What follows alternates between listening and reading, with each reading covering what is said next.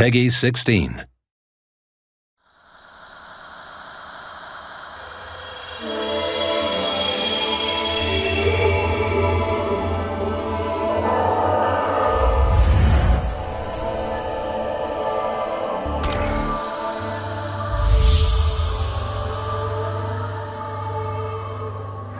Every time we make a game at Ninja Theory, we try to think of the pillars of the game, the core of that experience. So on this particular project, Enslaved, we chose three main pillars, which were dramatic storytelling, cinematic action, and monkey and trip interaction.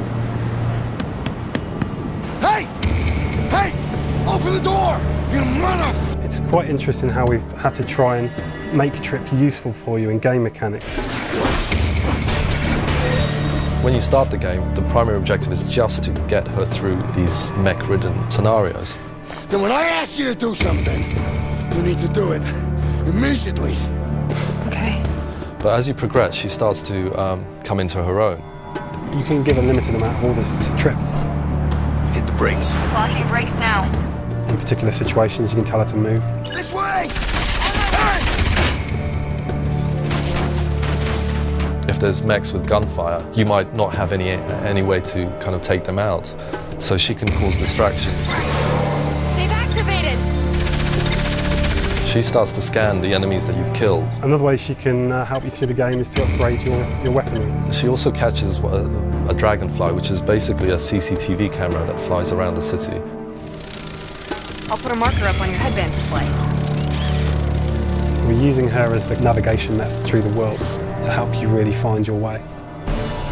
And when we're looking at environment traversing, we really wanted to do something a little bit different to what's out there. So what we've done is create these windows of opportunity. So as you're swinging through the environment, if you hit it right, you get the right kind of combo, you can string these moves together. So you get a much more flowing experience. Monkey's main weapon is his telescopic staff. So the staff will extend and you'll be able to use it to attack at short range. Also, if he does a wide attack, it'll extend further and knock enemies back. Shoot them with a plasma blast or a stun blast.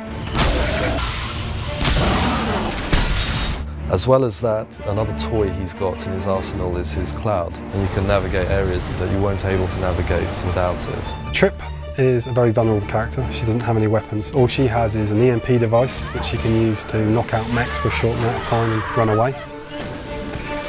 No combat area is there just on its own for no particular reason. Everything has a logical purpose for being there. All of the gameplay is kind of funneled and directed to lead you up to these particular moments. For example, in one particular scene, you have an exit on the other side of these rooftops. So in this scenario, you can play it two ways. You can either go around to the right and just brute force beat up these guys, or you can do a more sneaky way and use Monkey's kind of Tarzan-like clambering abilities to sneak up on him, jump down, take him out, rip off his gun.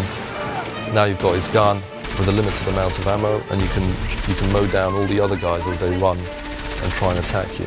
Really, the whole game is a big, long puzzle about how do you get Trip from one part of the world to another. So you think before you fight, and I think that's quite compelling.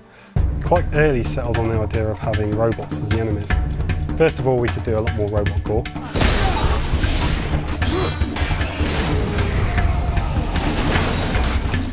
We've also tried to make it a lot more tactical, so we've added things called takedowns.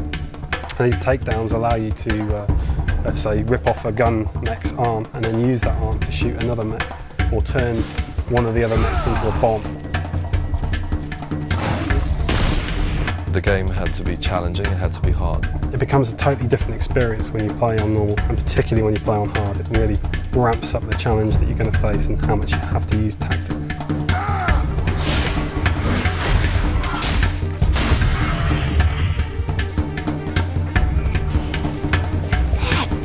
Was incredible!